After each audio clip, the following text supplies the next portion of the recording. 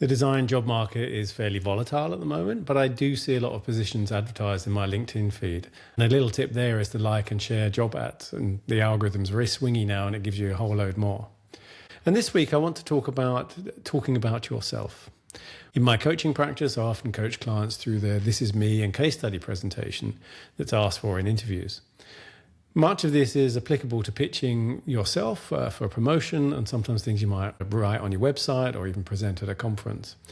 There are a few things that I see often, and the biggest one is just running through the case study as project documentation. This is what I did last summer. You need to think about the audience. So designers might want to know about your design chops, but you probably don't need to explain the design process to them.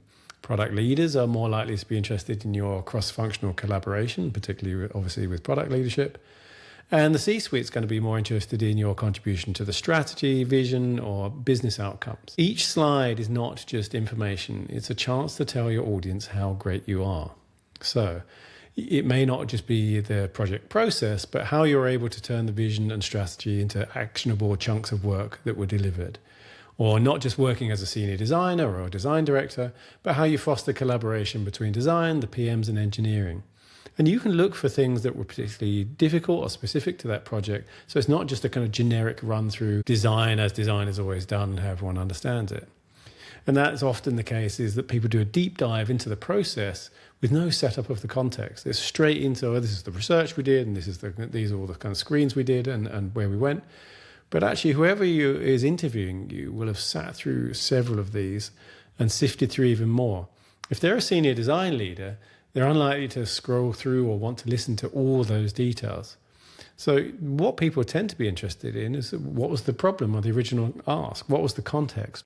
Did you reframe it? What was your response? How did you then think about your design intervention? And then what were the outcomes versus the outputs? So not just a bunch of screens, but the business or organizational impact. And the last mistake, which is something that I do all the time in conference presentations, is saying the same thing in different ways. So it's often because, there's this screen that I really want to show, or there's this particular point I want to make, but actually it's really kind of saying the same thing as a slide before. This is the kill your darlings moment. Have a look and see, am I really saying the same thing? If there's something where they're saying slightly similar things, then try and combine them onto one slide. Otherwise, just consider deleting them. Nobody's going to mind that you have fewer slides. Interviews are not the time to hide your light under a bushel. I'm not suggesting arrogance or overclaiming, but you can tell and you can spin the story of a project in different ways that highlight your contribution, depending on what you're trying to highlight. I hope that's useful for you. If you'd like to check out my coaching practice, it's at Polane.com, and I'll put the link below. If you have any of your own tips and approaches, please post a comment below. I'd love to hear them. Thanks very much, and I'll see you again soon.